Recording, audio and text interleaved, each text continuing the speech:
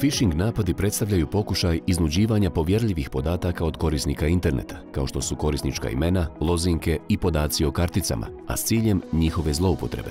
Phishing napadi se mogu javiti u vidu lažne nagradne igre na društvenim mrežama ili e-mailova i SMS poruka koje sadržavaju maliciozni link, a prilikom čega se koristi ime Raiffeisen banke ili neke druge poznate kompanije. Prilikom osmišljavanja phishing napada, prevaranti koriste vizuelni identitet, logotip, font ili krivotvorenu adresu kompanije koju lažno predstavljaju.